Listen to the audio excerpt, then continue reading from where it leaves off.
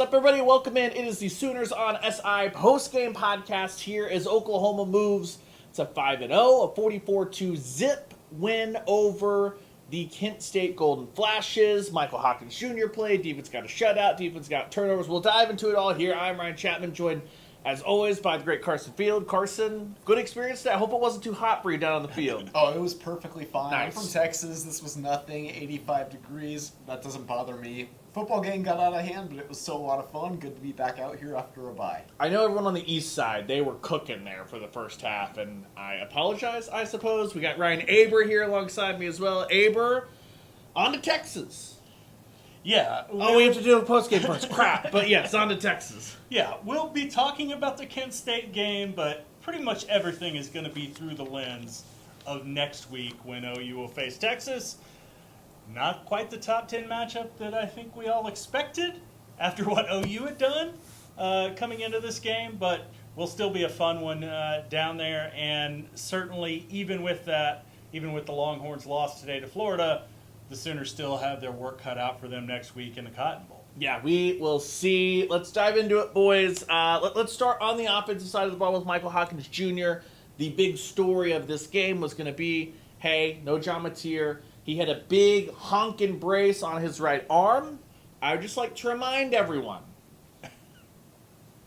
take your mind back to 2022. This coaching staff, Dylan Gabriel, who we all saw get absolutely kersploded on the field, who we knew was in concussion protocol, found his way into a Twitter video that I can tell you, like, it was intentional. That was not like, oh my gosh, how is he in the frame? Like, Oklahoma intentionally put that in there. I am not reading one bit into the massive wrist brace that John Mateer had on. But regardless, John Mateer has the wrist brace on, which leads us to the Michael Hawkins Jr. show. And he goes out there, guys. 5 scores on the first 5 possessions, but it was a little disjoint, a really weird start to the game as Oklahoma goes out there. They allow a first down on the first possession of the game, heaven forbid. That was one of the few that Kent State got all game. Come back around. Oklahoma, first play from scrimmage for the OU offense, 12-yard run by Torrey Blaylock. Then Michael Hawkins Jr. sees Countez Lewis come free. He drifts forward to the pocket. Instead of planting his feet and throwing it, he kind of almost like jumps into it a little bit. Cool guy syndrome for Michael Hawkins Jr. The unfortunate thing is it led Countez Lewis out the back of the end zone. I don't quite know still if it was a collision that threw him into the brick wall with someone on the sideline, or if it was just, we all know these sidelines are very tight in Norman, but the game grinds to a halt immediately. Brent Venables comes sprinting over toward Countez Lewis. It was, Aber, you covered a lot of games here. It was one of the worst sideline collisions I can remember seeing. Countez Lewis was down on the ground for almost 10 minutes. And the good news after the game, well, we got news during the game via the radio broadcast. Chris Plank said that Countez had initially negative x-rays, which is positive, obviously. Was walking around. As a precaution, they took him to the hospital to do more scans. But it sounds like, Aber, positive, or as positive as it can be from a really horrific, scary collision. Yeah, honestly, the only thing that I can even think of that this was reminiscent of was when Sterling Shepard ran into a photographer down there and tweaked his leg a little bit during his career. But this was much scarier. With you worry about neck injuries, head injuries, things like that. It sounds like it was his back, which is a positive sign as much as anything. But a really scary moment there early.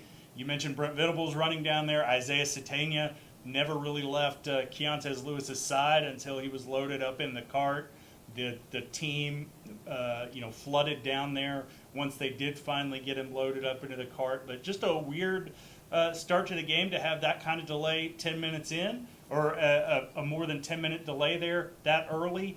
And then OU had to regroup, but really good news, at least preliminarily, when it comes to Keontez Lewis. Yeah, we'll talk to Brent Venables again on Tuesday, so whether it be Monday night, his coach's show, his radio show, which you can listen to on the franchise, or Tuesday when we talk to him, we'll get an update on Keontez Lewis. We'll see. Carson, you were right down there. Not that you could really see anything because there were so many bodies that flocked over there, but you, even more than us, could probably tell. It was such an eerie hush that just kind of immediately fell over the stadium. It was. You could hear a pin drop in there. I Thankfully, I'm a little bit taller, got a little bit of a vantage point, and I mean, Keontae Lewis wasn't moving for a good few minutes in the end zone. Thankfully, gets off, and we get good reports after the game. Obviously, you guys did during the game on the radio show too.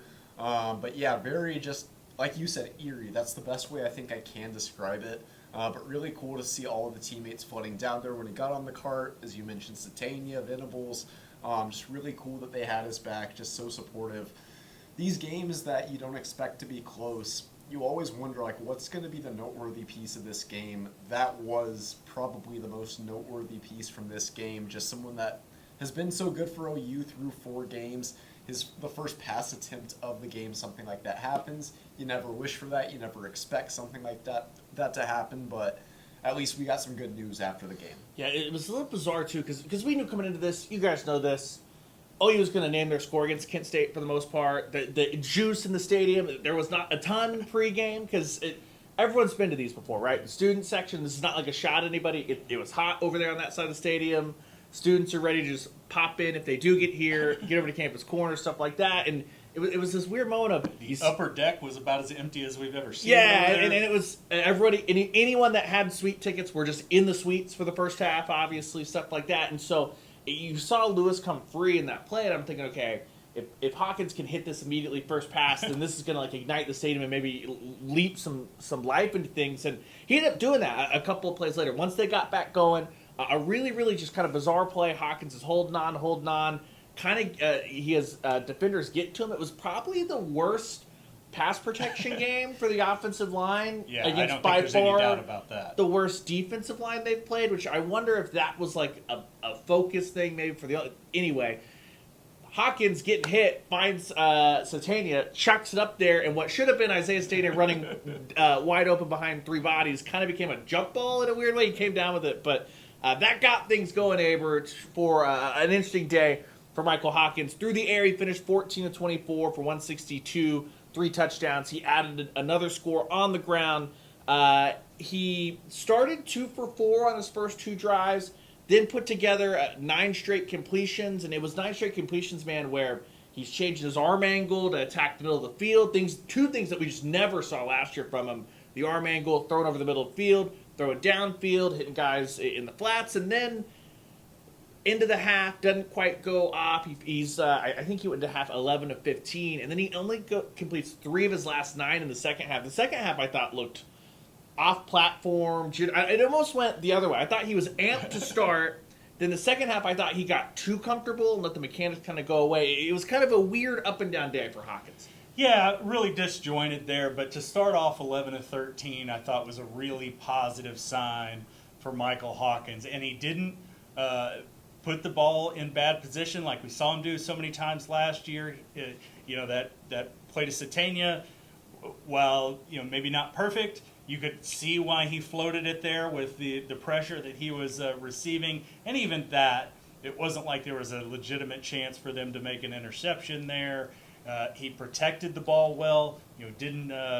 Wasn't cavalier with the ball like we saw against South Carolina last year, and just saw some really positive steps. I still think I would be surprised at this point if John Mateer doesn't play next week, even with the brace that we saw. But if OU has to go with Michael Hawkins, they certainly feel better about their quarterback situation now than they did a few years ago when they had to do the Davis Bevel experiment down there, and we know how disastrously that turned out. At least, 1, Michael Hawkins has more weapons around him this year, but 2, he's got some confidence leading into that game. Yeah, you could run an offense with Michael Hawkins Jr., which we saw a couple of years ago. There was no offense being run. So whether you were all in on this performance or not, I thought Carson was like a good sign that you could see all the skills on display, but I still think a lot of refining necessary for Hawkins. If you're talking about like a big picture, if Mateer goes to the NFL 2026 and beyond type thing. Absolutely. I think overall Hawkins performance-wise was pretty reminiscent of the Armed Forces Bowl. Some highs, some lows. He held onto the ball better to Aber's point, though. There were really no issues. There was one near pick that I think he just missed his guy. Maybe the receiver ran a wrong route. He immediately came up, and I think it was to Satania, and like as soon as Satania started coming back to the huddle, you could see the hand motions of now a veteran quarterback starts doing that to let everyone know that wasn't on me, but it definitely looked like he thought he was breaking the other. Okay. Like on that one, like it was instant tasting. He's like, whoa, why are we doing this? That kind of thing. Gotcha. But overall, I mean, I agree, like highs, lows, inconsistent, but definitely some flashes that he's gotten better, definitely better at commanding this offense. I think that's partially a testament to the weapons he has around him. I mean, holistically, the line, the receivers, the running back showed some good things today. The offense is good this year, and I think that helps Hawkins as he's called on in this really dire situation. He looked fairly comfortable out there. Obviously, it's a step down from what we saw from Mateer, but he looked at least very capable of producing an offense that can compete against a good team like Texas, if that is what's necessary next week. He's also never played in a game like this, Ryan. It's kind of let's just run through the Hawkins thrown into the Tennessee game. He's done mop-up duty, outside of mop-up duty, thrown into the Tennessee game. He knows he's going to go start on the road at Auburn, a massive emotional game. He knows he's starting OU Texas off a bye week. He knows he's starting against one of the best defensive fronts last year in South Carolina. That doesn't go well. And then the next time we see him, he knows he's starting against like a very capable opponent in Navy. He's never had, first off, any experience in this system, but any experience in this kind of game where, as much as we got to see him do, Ben Arbuckle was not throwing everything out there at the wall to make sure that they could win at all costs or anything like that. And so, and the other thing is, we haven't seen him with this level of weapons around him, as their wide receiver core was just decimated last year. Yeah, and so I thought that it was actually like, in a weird way, the competition, not a tough spot, but a pretty interesting tough spot, because I have to imagine at some point the play sheet was, here's the 5 plays we'd like to run for Javonte Gibson, and hey, we'll get into, we would like to have the Jaden Ott section of this game, and we'd like to have this section of this game where we're trying to get the running game going. It just, I thought he actually, like, handled it pretty well, despite the fact that, like, he clearly came out super amped, but settled his way into this football game. Yeah, absolutely. And that's what you wanted from him. Like you said, you knew that, he would probably try to maybe press a little bit early. He was able to settle in very quickly into that and did some really good things over the first half, especially. The second half, I think, is just a little bit of human nature there as much as anything, but some really good signs for the future of Michael Hawkins. I don't know if he'll ever be the full-time starting quarterback here, but certainly they feel decently about their situation behind John Mateer, based on the sort of confidence-building game that we saw today from Michael Hawkins. Yeah, I'd say the floor is, like, the absolute floor, serviceable backup the rest of the year. I think what you saw today, not rushing John Mateer back. Now, John Mateer is going to rush himself back because that's who John Mateer is. They're college football players, stuff like that. But I don't think there's any, like, massive panic. Is he as good as John Mateer? No. No one is expecting him to go out there with John Mateer having a full year of starting experience, all that stuff. So I would just go out there. What'd you give him in the post-game report card again? I think a B+. Yeah, it was solid. I mean, John Mateer was playing at a level that really only a couple of other quarterbacks this season were playing. I mean, he's a Heisman level and doing it in an offense that overall wasn't putting up just massive numbers when you look at the efficiency, things like that. So it was going to be a really high point for Michael Hawkins to reach that kind of bar. Didn't do that, but I thought there were still some really good signs. What did you think of the running game, Carson? I thought it was definitely better than what we saw against Auburn, which, I mean, that's pretty obvious. That's expected to happen against a team like Kent State.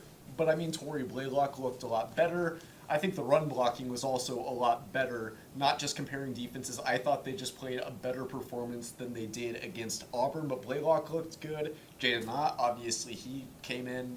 We haven't seen a whole lot of Jaden Ott, finishing the game with 49 net yards. Pretty good. Not explosive, not star-studded, like kind of coming out party, but he looked like a serviceable back. And Hawkins, of course, we've seen him use his legs. Did that, had that touchdown late in the game. So I thought the running game overall was pretty solid. Yeah, it was not like an explosive, world-beating performance from Ott, but it was the most explosive we've seen him, Aber. Yes. He at least keeps the conversation going over whether Jaden Ott will be an important piece of this offense moving forward for at least another week. Yeah, for at least one more week. There were a couple of moments that he hit the hole hard, and there's been a couple of these where it's like, hey, I understand that when you're having to bounce through 4 guys, especially against like a Michigan or an Auburn, that wasn't going to bust off a lot of that. But when we saw Jaden Ott in the very, very limited against Michigan, it's like he wasn't even like hitting the hole hard, looked indecisive. Yeah. Not what we saw of him at Cal. He was a very decisive back there. He at least looked decisive here. Didn't give him a ton of work. Torrey Blaylock, I thought, looked like his normal self. And in a weird way, you're right, Carson.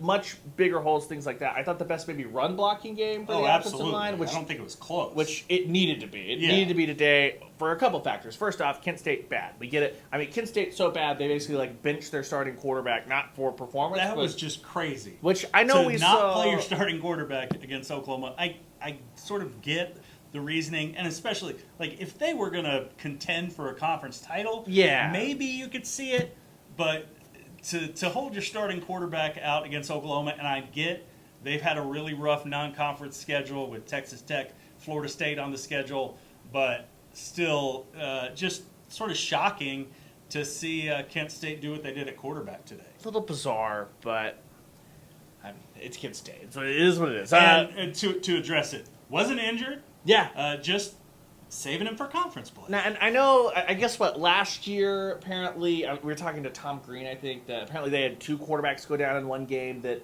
derailed their season, which you can't derail a bad season, but like I understand the sentiment. I think we Kent saw State earlier this season year was already derailed. Yeah, by that point, who was it that played UCF that lost 3 quarterbacks earlier this year? That was a week 1 or week 2 thing. So like I get it. I guess it was just weird. Anyway, not the point.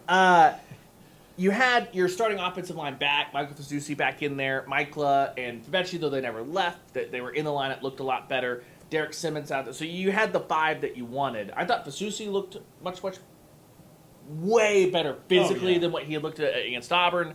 We already talked about it. Derek Simmons did not have a day to remember. It felt like they were just sending everything toward that side of the line. I think that it was almost like Kent State recognized, unless Fasusi's just mentally not on it, we're probably not going to win that. So it felt like they were sending 2 guys at Derek Simmons. And I don't know if it was a communication thing. I don't know if it was just Simmons straight up getting beat. Just candidly, we didn't have the OU game on for replays in the press box. We were looking at Texas and Florida and everything happening there. Yeah. But and thanks to the Wi-Fi. Yeah. Also, not hammering anybody, but it was lucky for us to be able to update some stuff at times because it was a struggle bus for everyone. Which I know that OU was dealing with it too for their socials, but.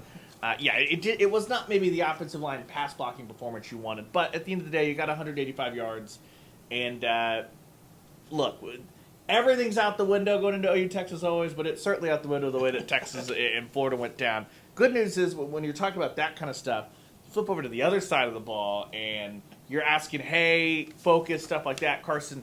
No. I'm like almost done with like this focus issue, letdown. There's going to be someone on the schedule that scores points on Oklahoma. It's college football. But this defensive line that they held out Jaden Jackson and Dominic Williams as a precaution. And what was the result? 17 rushing yards by Kent State. And 9 of those came on the very last drive. Yeah. You were tracking it, Aber. For a while, Tate Sandell was out. He had more points than Kent State had rushing yards. Under 150 total yards of offense. I mean, Carson, you got the 2 turnovers. What more? It feels like outside of just shutting down a Texas team or something like that, I don't know what else anyone could ask of this defense through 5 games. No, it was pretty outstanding again today. Kind of worry about that, as you referenced. Something like a letdown. Like maybe they score. Like that would have been a letdown even if they allowed 1 touchdown to the Golden Flashes. They didn't come close to doing that. They could have opted for a field goal at one point, but...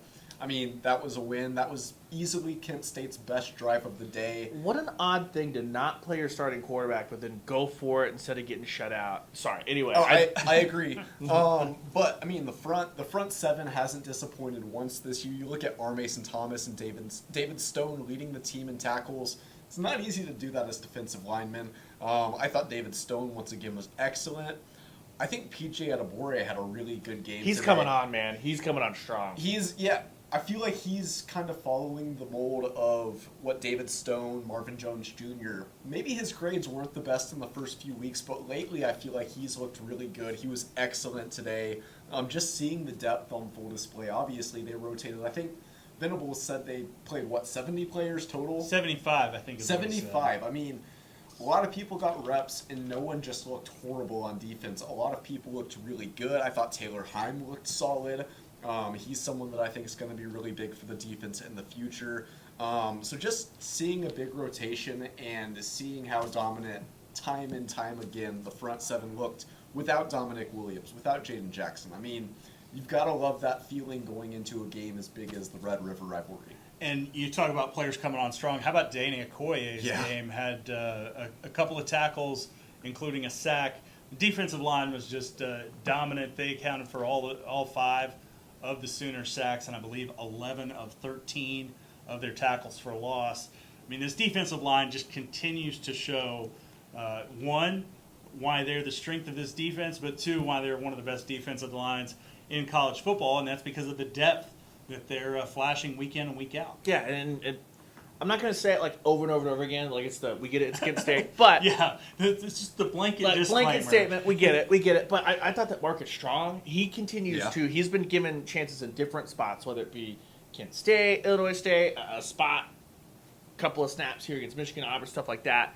I think he continues, like, he doesn't ever look out of place when he's out there, and he was dominant at times today, which is what all those guys should look like. I mean, you talk about PJ, there was one play where you couldn't even operate the read option properly because PJ was just at the mesh point, and Kent State was lucky they just decided to hand the ball off. Otherwise, it could have been a big fumble. I think David Stone was like, man, that was going to be my tackle for a while. Like, you had David Stone and PJ that were going to blow it up in such rapid fashion, and then you work in Eli Bowen, who didn't play a whole lot, and Brent Venables kind of laughed. He's like, there was one time, but other than that, one play would have given a minus. But I thought even as you got toward the end, Aber, we saw Kendall Dolby a little bit at corner early. When he moved back over to Cheetah, and they were doing some stuff where Michael Boganowski was playing safety, and Dolby was playing Cheetah, and then on the next play they would switch, and it would be Dolby that would drop deep middle. I thought that it was like, man, even Brent Venables, he's got so much stuff in his back pocket defensively that even in a game where it should be vanilla,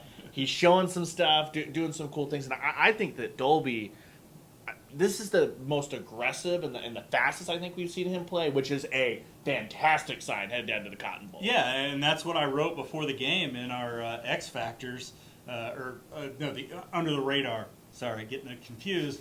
Under the Radar, that Kendall Dolby, this game was important for him, not because of today, but because of looking forward with this defense. They're going to need that depth at that spot, at those spots, and to see him be able to execute in both those spots, corner and Cheetah, and do some different things. I thought that was big for this secondary depth.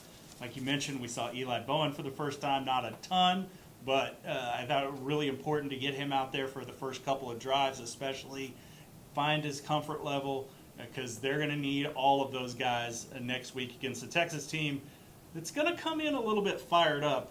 We knew they were going to come in fired up anyway, but especially after that loss to Florida today. Well, and I just look at the way that Arch played today, which was a couple of picks, a couple more dangerous balls out there.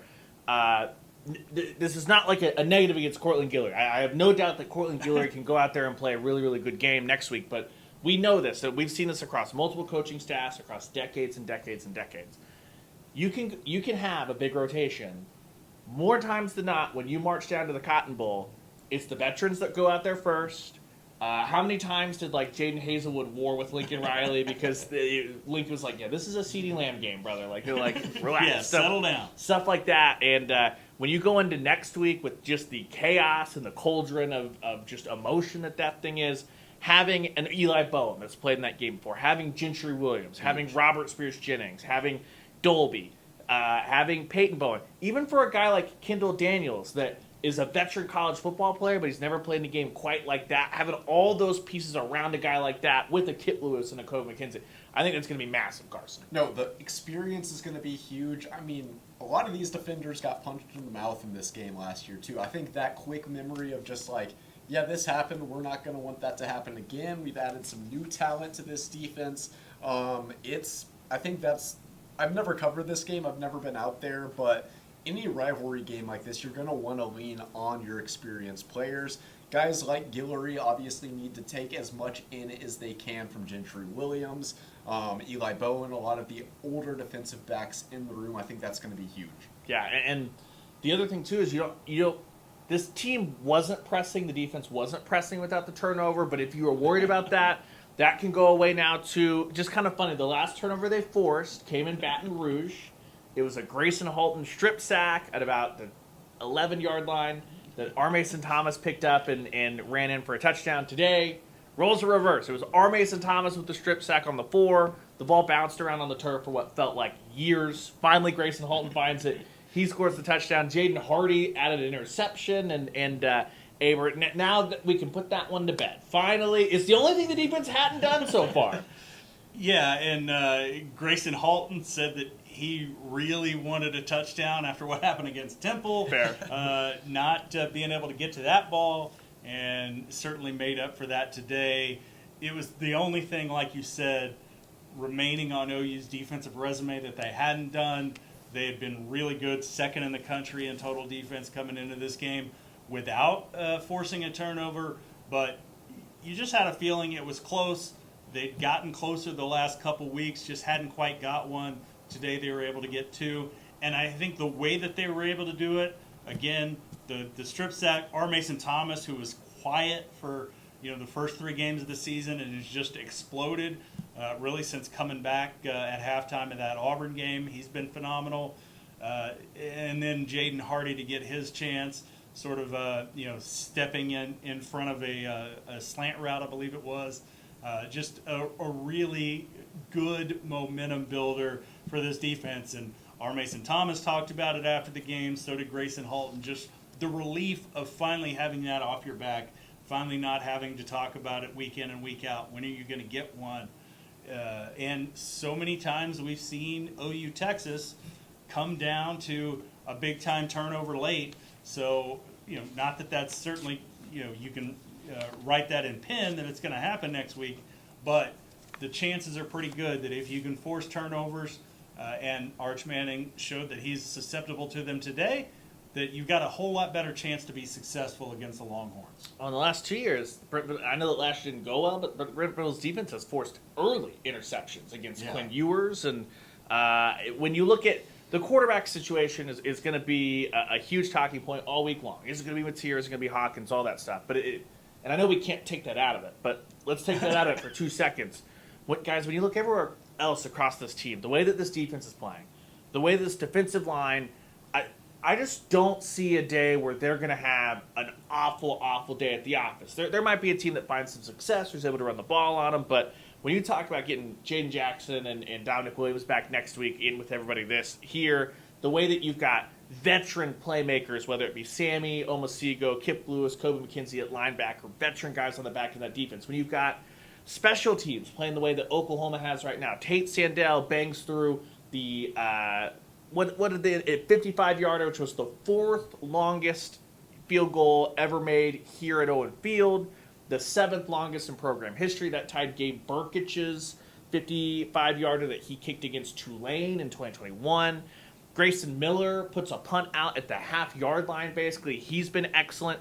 Isaiah Satania, 5 punt returns for 97 yards. It felt like he was on the verge of busting one. Then you start to get into Satania. His 3 biggest receiving yard games of his career are these last 3 games for him. We know what Deion Burks is. Oklahoma had 170 yards through the air today, and that was without a big Kanik day, without a big Burks day. Giovanni Gibson's getting bad. Carson, I know that it's OU Texas and we can throw crap out the window, but when you look up and down what's happened, outside of the question about John Mateer, you got to feel really, really good if you're an Oklahoma fan looking down at the problems in Austin right now. You do, especially with how good OU's defense is and how so-so Texas's offense looks. I mean, Arch Manning, I will stand on the fact that he has a lot of potential. I don't think he's done. I think he has a bright future ahead of him. But as of right now, he looks very turnover prone, and it's not just against good defenses. You saw him multiple turnovers, I believe it was, against San Jose State. Their offense, I don't know what it is. Sark's supposed to be this magic quarterback whisperer. they don't look great right now. And today what happened in Gainesville is proof of that. OU's defense, if they are to have a disastrous day at the office, I really don't think it comes at the hands of Texas. I think it's more likely to happen against a team like Ole Miss, Missouri, one of those more clicking offenses that can hurt you in multiple ways. Texas, they have big men up front. They have some speed on the outside. They just don't have any consistency right now, and that obviously works into the favor. And I really, if it is Hawkins throwing to these receivers, I don't think he has to be perfect or even great for OU to have the advantage in that game. Yeah, they've set themselves up really well, and don't write off Texas. Like, no, for sure. Arch Manning still has a ton of talent. Steve Sarkisian is still a great offensive coach. Texas, so, it's never a talent issue in Austin. Exactly. So, don't get overconfident if you're an OU fan, but at the same time, the way things are setting up and the way I thought, and I wrote about this after the game, the way that OU's defense went about things in a business-like manner. There wasn't any letting off. They kept their foot down. Wasn't perfect. There were some things certainly that they'd like to have back, but this is much different than the team that we saw sort of slow walk through a game against Kent State a couple years ago. We saw it against Tulane, last year, and they're showing a sharpness that we haven't seen from an OU defense, especially, but an OU team as a whole in a long, long time. It reminds me of, I got the good fortune of, I work a lot with Kelly Gregg on the radio, right? And I know that his OU teams weren't great, but just comb through record books, you don't have to go very far. His tenure at the Ravens, I mean, he might not have the biggest stats, but the Ravens anointed him like as one of the top 25 players in franchise history, right? And it always struck me, especially through the Mike Stoops days and the Grinch days, that Kelly could never wrap his mind around why Oklahoma would come out in games like this flat. Because he's like, if you have that killer instinct, which he played with Ray Lewis, so if you have that killer instinct in the locker room, when they look and when they've got the Browns on the schedule, Kelly's always like, those were some of my favorite, like the big games against the Steelers were awesome, but some of my favorite games against the Browns is because, you know what was fun? Going out there, maybe the fat guy, this is Kelly talking, could lay on somebody and get a sack, but that was the incentive game. That's where everybody just rifles it up and stuffs the stat sheet. And I think we saw something pretty similar. Grayson Halton, in your column, he talked about, like, everyone's going out there. They want to seize their chance. They want to show to the coaching staff, like, look, I'm dominating this Kent State team. Give me a chance against Texas. And I just feel like we haven't seen that mentality from an Oklahoma defense since maybe 2009. Yeah, and they want to be able to turn over the game to guys like Marcus Strong, to guys like down the lineup. Marion Robinson, saw him a little bit tonight. Some of those guys who maybe don't get those first or even second team run, but Grayson Halton talked about this, that it was important in this game, and some of those players addressed it even in the meeting last night before the game, that they wanted to take care of business so that those guys got their run, because they don't know when they're going to get another chance. Yeah, I think that's huge. So we'll see what that looks like. Taylor Heim was another guy that I was trying to come up with. Yeah. Some other stuff that I think is really important. Oklahoma, again, showing that offensively 7-13 on third downs. I think that Ben Arbuckle has shown that he's got a really nice ability to dial up some good third down stuff. Some of that's just John Mateer making big plays on third downs previously. Then Michael Hawkins was able to do that today. You flip that around. Kent State, 2 for 13 on third down, 1 for 3 on fourth down. That one conversion came basically on the last Kent State drive of the game, so not even really against the Oklahoma starters. That's the stuff that's going to bode well. When you're going down to the Cotton Bowl, there's a couple things that we always know matter. Do you make the big turnover deep in your own territory? Whoever wins the rushing battle probably going to win this game. I think these two teams might combine for like 65 rushing yards total. Seeing what we've seen from the Texas offensive line, the Texas defensive line, the OU defensive line, even though Florida had some. What did Florida run for today?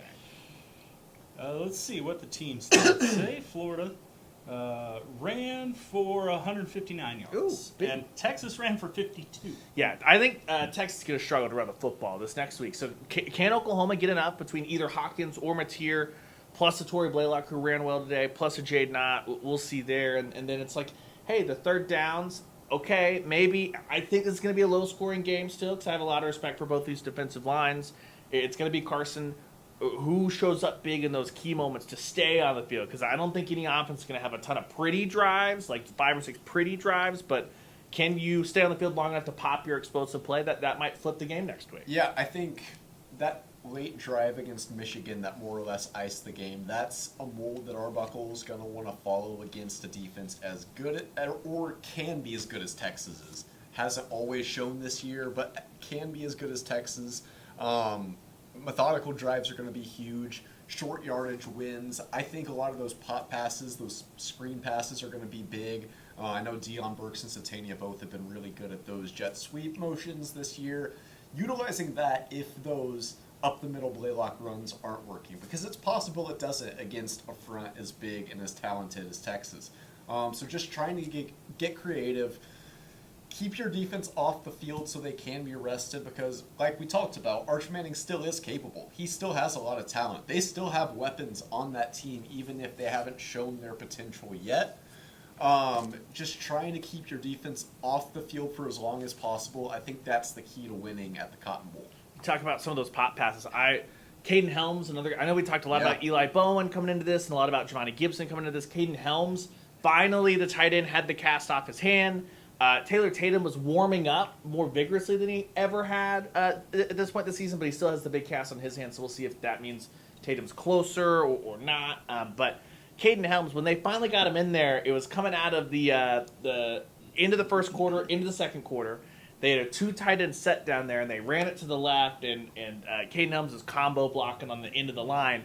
Then the next play came back, play action to the right. Helms goes to lay the exact same block, right at the end, slips through, turns around, is wide open in the end zone. That was the kind of thing, Aber, that I was just like, if the first one works, great, awesome. If it doesn't, Arbuckle was just moving the chess pieces around. That kind of stuff is, he's still in a game like this. He's still finding ways to throw some tweaks out there that I'm sure the Texas defense, Pete Kwiatkowski's going. Yeah, I think that's a big thing in this one. Not only, certainly there's things that you don't show, but there's also things that you show just to give Texas a little bit of things to think about on that defense, because that defense is still really good. Florida put up 457 yards against them today, but Texas defense has some bite to it. Right before the Caden Helms touchdown, you looked over and said, "Is this the first time we've seen Caden Helms this year?" It was. He gets in the end zone. Not the tight end that I predicted to get a touchdown today. Poor Jaron. But that's all right. Jaron Kanak had a couple of chances, couldn't quite finish those off. But, some really good signs as far as getting players back. We talked about, getting Giovanni Gibson back. They get Caden Helms back. So maybe you've got some more pieces to play with here. Michael Fasusi back on the offensive line. So you've got some more pieces to play with here moving forward, even if Keontez Lewis is out for an extended period of time. Yeah, I can't wait to see. It might not be next week, but Caden Helms has a role to play in this offense. Something that Brent talked about after the game. He loves his blocking. I thought it was excellent assignment sound, especially when you saw there was kind of like a little jet sweep end around motion to Deion Burks that Jaron Kanak totally whiffed on a block, that Burks immediately popped up and was kind of in Kanak's face. Not in like a bad way, but just like, hey, dude, come on. One of those things. But for as good as Kanak's been, if you can pair up Kanak and Helms with Helms, who came out of high school as kind of a prolific pass catcher. He'd been banged up so much, but Brent waxed poetic about his blocking ability. Helms is a guy that before the hand injury had happened in fall camp was one of the ones that's like, hey, he's making an impact. It sounds like he's making some things happen. And unfortunately for Caden, that he's had to fight through injury stuff throughout his Oklahoma career. But I come out of this still, wasn't perfect by any means. Still very optimistic, though, that this is an offense. It feels, again, I brought this up a lot. It feels a lot like 2015. Lincoln's first offense grew significantly throughout the year. It had some hiccups. It had a hiccup in the Cotton Bowl, so maybe you don't want it to be exactly like 2015. But the difference is you have a legitimate elite defense, one of the nation's best defenses on the other side, which gives you plenty of room, whether it be the offensive line growth, whether it be a Giovanni Gibson who only had a couple of targets. Michael Hawkins tried to kill him on his first target. Welcome to Oklahoma. get that ball down, Mike. Whether you're talking about bringing a Caden Helms along, a Jaden Ott, Carson, like this defense has bought Oklahoma time to finagle these pieces and work them all in. Yeah, and I feel like depth really is a strength this year, which that's such a welcome sight for this team after how decimated the offense was last year. I mean, tight end specifically, you look at, yes, Jaron Canick's the guy, but I'm curious to see if they use more two tight end stuff with Helms, Will Huggins, Carson Kent. Also not the tight end that I thought was going to score today. I thought Will Huggins might find the end zone, but they found Caden Helms. I think the tight end room's great. I think the running backs are deep.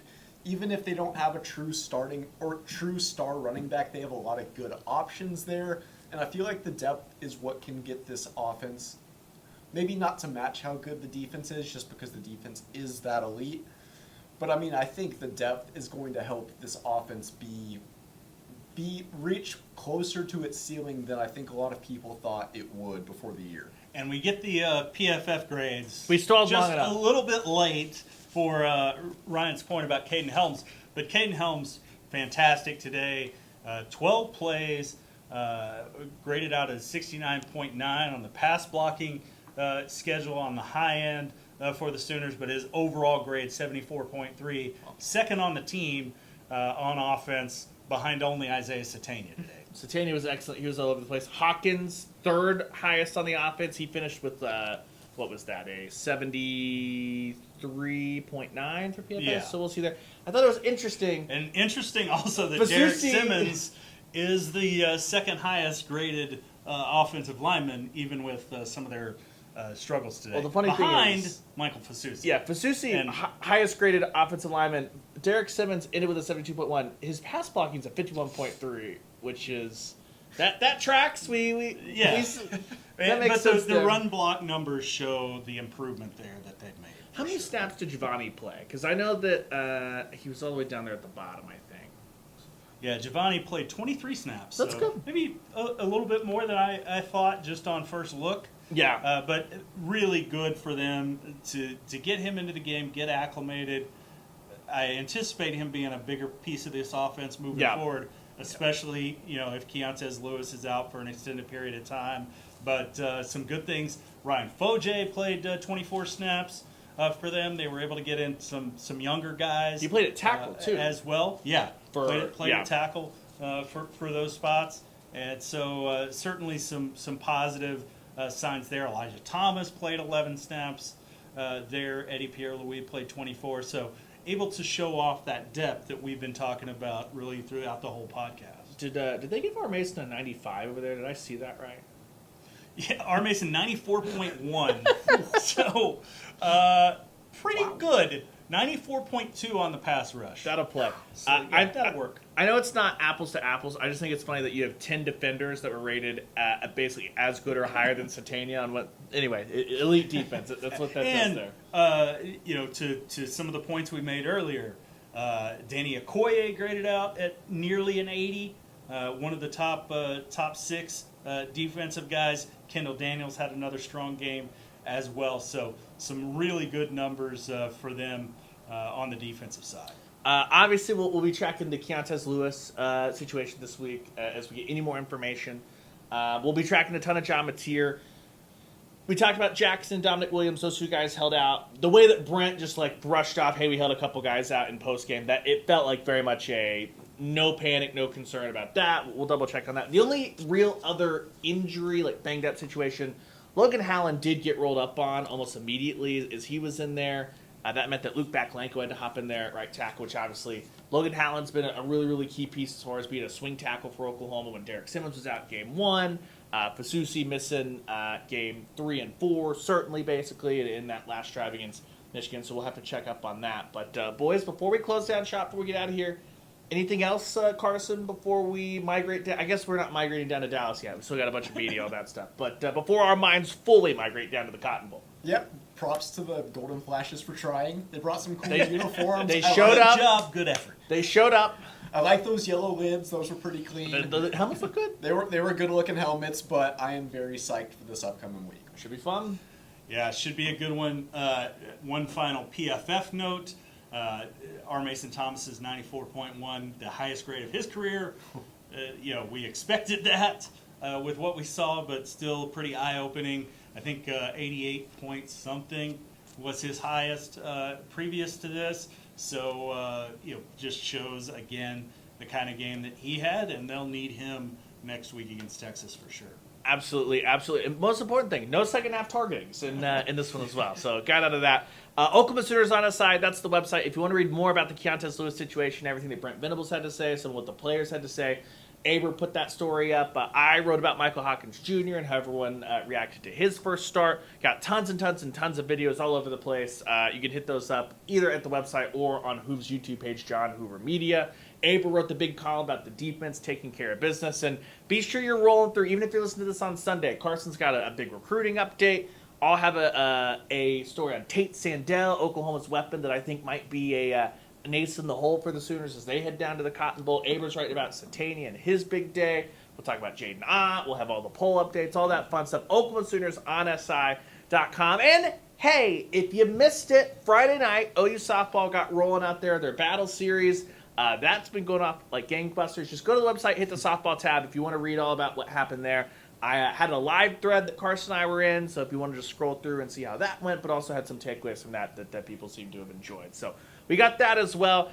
We'll be back in Norman Monday night talking to the players. Tuesday, per usual, we'll have the Ben Arbuckle press conference, the Brent Venables press conference. We'll be potting here on Wednesday to preview everything Oklahoma and Texas. Then Carson, Hoove, and I gonna head south. Do you need to bang out any corn dogs for or anything? Oh, absolutely. Okay, well, Get a corn dog, see if there's any. I haven't looked at the State Fair offerings see if this there's any year, new but stuff. You usually take a look at the new stuff, see what they've got down there, but it'll be a little bit weird. I know when this not is being down there, but what streak does this break for you? When's the last time you weren't down? The there? last time I wasn't down there would have been 2011, I think.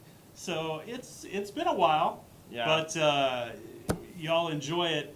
Carson, I know you'll enjoy your first one It'll down be a lot there. of fun. Yeah. Have a corny dog for me. For I sure. absolutely will. We always we drop our stuff, we go grab Fletcher's, then usually I like to close the night with a deep fried chocolate chip cookie dough ball because I'm fat. So look forward to all that. Look forward to talking about everything Oklahoma and Texas all week long. It is one of the best weeks all year long. It is Christmas for us, and I hope that you guys are going to enjoy this as much as we will. Especially, I think you guys might enjoy it a little bit with Texas limping in 3-2. That usually means some fun will be had. There was a lot of gator chomping happening in the Oklahoma student section today. So I think it might have been one of the biggest ovations of the day was when Chris Plank was giving his Florida Texas updates. And rightly so. Nothing like a good hate watch. All right, that'll do it for us. For Carson, for Aber, for Hoove, running point back at home. Thank you guys so much for listening, watching, however you're taking this thing in. And for the podcast, we'll talk to you guys on Wednesday. But like we said, as always, the website, Oklahoma Sooners on SI.com. Head over there for all your Oklahoma football needs. And we will talk to you guys later on this week.